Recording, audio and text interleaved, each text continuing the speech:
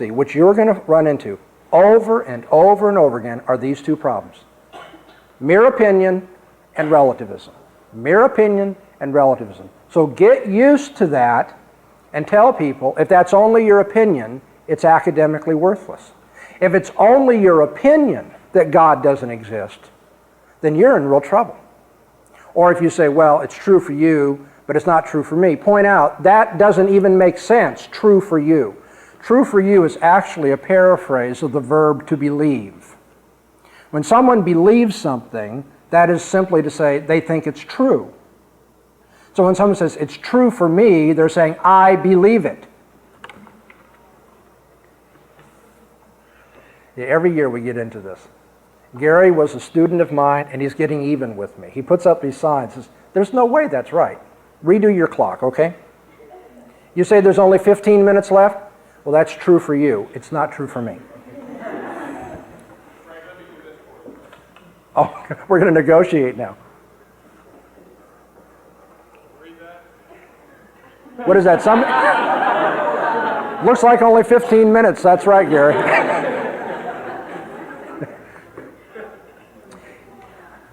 Another form, I haven't left myself enough room. Another form of arbitrariness is ignorant conjecture. Many times people will argue against the Christian faith, and they'll offer what they think are pretty intelligent considerations against it. But when you ask, what is the foundation for their making those claims, you find out they don't have any research, they don't have any evidence behind it. It's just pure conjecture. Let me give you an example. For a lot of people, it seems that since the Bible was written so many hundreds of years ago, it's just very likely that you cannot trust the text of the Bible that we have in our hands today. I have a Bible here today, published, well, I'm not sure when it was printed, but this is the 1901 edition of the revised version of the Bible. Now, if the Bible was supposed to have been written in the first century, and this one was published at the beginning of the 20th century, then obviously there are hundreds of years between the first manuscript and it being copied and then translated, and translations being copied and so forth, until we finally get to the 20th century and we have this particular Bible that's here. And many unbelievers will simply take it for granted that the Bible you have in your hands cannot be true to the original text. Surely, they'll say, scribes have altered, scribes have supplemented the original text of the Bible. We can't be sure what Moses really wrote, or Jeremiah, or John, or Paul. In fact, we can't even be sure that those were the authors of those books, much less, if they were, what they actually said originally. For all we know, I've actually had unbelievers, I've had people who have PhDs say this to me. It is so preposterous. But they'll say, for all we know, some monk in the Dark Ages penned those lines. And then it got picked up by the next scribe and the next scribe, and gets carried down to the 20th century. We don't really know what the original author said. And that kind of ignorant criticism will seem intellectually sophisticated to some unbelievers. They'll think, well, in our natural human experience, messages that are passed from one speaker to another get garbled, they get distorted, don't they? Wouldn't you expect that would be true then of this book as well? You all know what I'm talking about. If you don't, you should live in my house for a while. When phone messages come to my children, the way they get to me often doesn't look a whole lot like the way they began. Messages get garbled. And now, if that happens when there's 2 or 3 people in between the speaker and the recipient of the message, how much more would it be if there are hundreds or thousands of people? It just seems to unbelievers, you've all played telephone, right? Isn't that what it's called? You start, around the circle with a message, and one person whispers to the next, to the next. By the time it gets around, it doesn't look anything like the original. And so unbelievers will say, obviously, we don't even know what the text of the Bible is. Any number of people could have added or taken away or distorted what was originally there. Now, when unbelievers say something like that, you must point out that their argument rests upon ignorant conjecture. It may seem likely that the biblical text would no longer be reliable, would no longer be authentic after all these years, but that likelihood is an evaluation based not on evidence, but upon prejudice. And let me point out a couple of the prejudices. First of all, there's the prejudice, the assumption that the biblical text is no different from any other written document which we find in our natural human experience. Please pay attention to that. Because one of the easiest ways unbelievers, and especially unbelieving professors, suck Christians into their way of thinking is by saying, well, now wait a minute, you can't just assume that this Bible has a supernatural origin, supernatural preservation. We've got to approach this book like any other book. But at that point, whether the assumption is stated or just taken for granted, you need to say, but it's not like any other book. It won't do any good to use the rules that apply to just any other book when this is an extraordinary book. Of course, the unbeliever is going to tell you, well, then you're begging the question because you're taking it for granted that this is an extraordinary book, and I'm trying to show you that it's not an extraordinary book. We'll say, I guess that's the nature of the debate, right?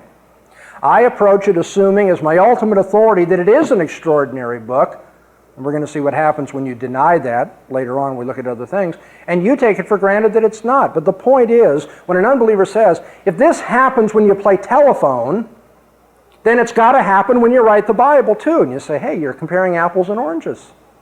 Because a sovereign God has overseen the process of copying and translating. And this God has promised that His Word will not pass away. And therefore, I believe with all my heart that I have a copy of what God wants me to know. And that though there may be some variations between different textual lines, in any line of text, the basic message that God wants me to have is here, because He has promised so.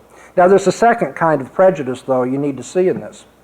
And this prejudice is perhaps more obvious because the unbeliever who says, you don't really know what the Bible originally said, hasn't offered any concrete evidence that some medieval monk tampered with the text before us today. When I had this person in the university who has a PhD tell me, throw it out kind of like a throwaway argument, like, well, for all you know, some monk wrote these words, and it got carried down to us. I simply said, I'd like to know what the literary evidence is for the idea that some monk added this to the Gospel of John. Oh, well, I don't have any. It's just that it's a possibility. In other words, I'm supposed to be refuted by a possibility? You think that would work in any other department of the university? If it does work, what a sore university that would be. A historian is refuted by the possibility that there's evidence against your thesis. You're not refuted by possibilities or conjectures, especially ignorant conjectures. That is very arbitrary to advance the hypothesis. And it doesn't have any evidential credentials.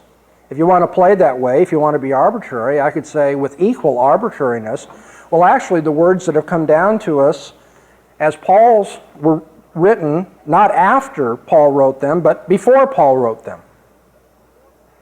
Now, I don't happen to believe that, but just see, if you're going to play the arbitrary game, you can go any way you want. And you say, well, maybe this was written by Isaiah, and then Paul found the manuscript and put his name on it. Now, the opponent would not respect it. He'd say, oh, you're just playing games. I'm saying, wait a minute. I learned this game from you. You're the one who said maybe some medieval monk added these words, but you don't have any evidence that a medieval monk added these words. So if we don't need evidence, why don't we all make up our own reality?